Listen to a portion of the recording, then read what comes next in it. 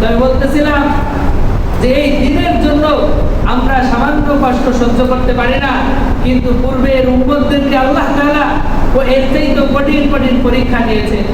আমি তো দুই একটা ঘটনা বললাম যে মাথার উপরে করাত চালিয়ে দেওয়া হয়েছে, তারপরে তাদের লোহার চিরুনি দিয়ে তাদের শরীরকে আঁচড়ানো হয়েছে।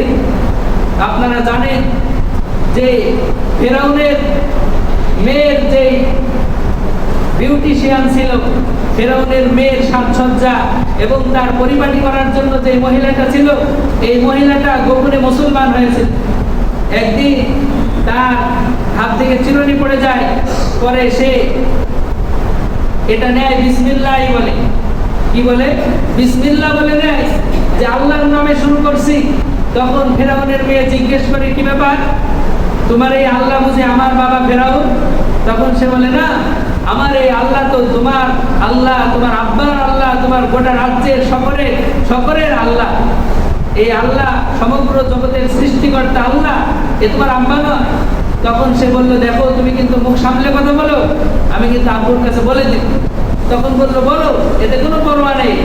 তখন একদিন এই মেয়েটা তার বাবা ফেরাউনকে বলল যে তোমার ঘরের মধ্যেই তো কালসাপ পুষতেছো, তোমার খায়, তোমার পরে, তোমার চাকরি করে, অথচ সে তো তোমাকে মাবুদ মনে করে না, তোমাকে তো আল্লাহ মনে করে না, সে আল্লাহ মনে করে অন্য কাউকে। তখন ফেরাউন তাকে তলব করার পরে জিজ্ঞেস করে, বলো ব্যাপার কি, তুমি কি আমাকে রব মনে করো না, তুমি কি আমাকে ইলাহ মনে করো না, তুমি কি আমাকে সমস্ত ক্ষমতার উৎস মনে করো না, তুমি কি আমাকে তোমার খাদ্য খাবার, তোমার চলা ফিরায় যা কিছু লাগে এর রিজিক দাতা তুমি আমাকে মনে করো না, আমি কি গোটা মিশরের বাদশা এবং খোদা নই? তখন ওই মহিলা সাহসিকতার সাথে স্পষ্টভাবে জবাব দেয়, এগুলোর একটাও তুমি করো না, এগুলোর একজন খালেক আছে, এগুলোর একজন মালিক আছে, এগুলো মহান আল্লাহ তাআলাই করে, এগুলো সুবহানাল্লাহ।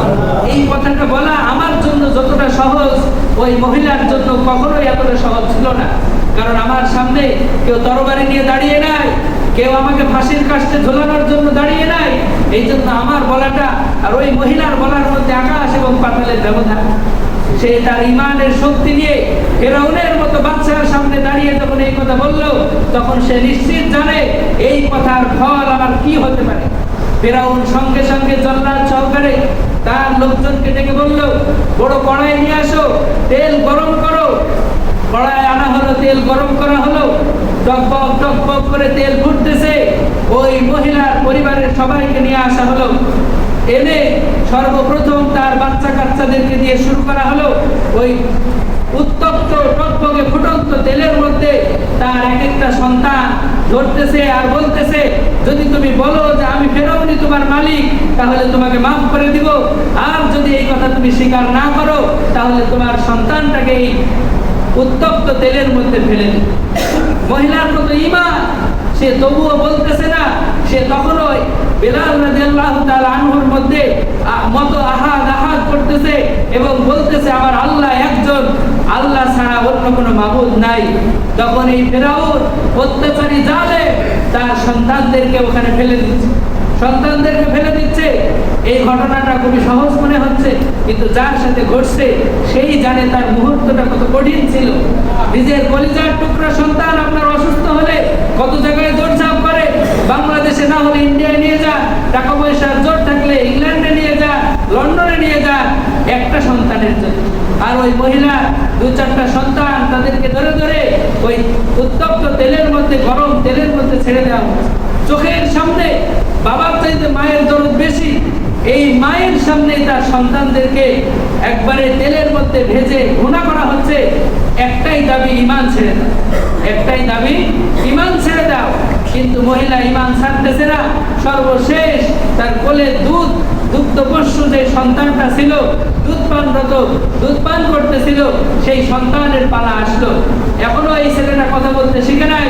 ফেরাউন মহিলাকে সর্বশেষ চান্স দিল যে এবারও যদি তুমি আমার প্রতি ঈমান আনো, আমাকে সবকিছুর মালিক বলে বিশ্বাস করো, ছেড়ে দিও।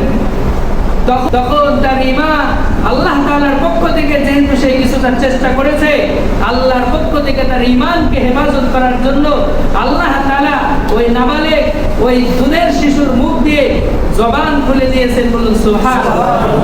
ওই দুধের শিশু চিৎকার করে বলে উঠলো, ও মা, তুমি কিসের ভাবনা ভাবতেছো, তুমি কিসের কষ্ট দেখতেছো? আমার ওই ভাইরা সবাই তো জান্নাতি, আমি দেখতেছি তারা সবাই তোমার চোখে তারা আগুনে, তারা তেলের মধ্যে উঠতেছে, কিন্তু আমাকে আল্লাহ তাআলা দেখাচ্ছে তারা জান্নাতি, তারা ফুলের বাগানে ঘুরতেছে, তুমি কিসের মায়া করতেছো? আমাকে নিয়ে তুমি তেলের মধ্যে ঝাঁপিয়ে পড়ো। আল্লাহু আকবার, আমাকে নিয়ে ঝাঁপিয়ে পড়ো।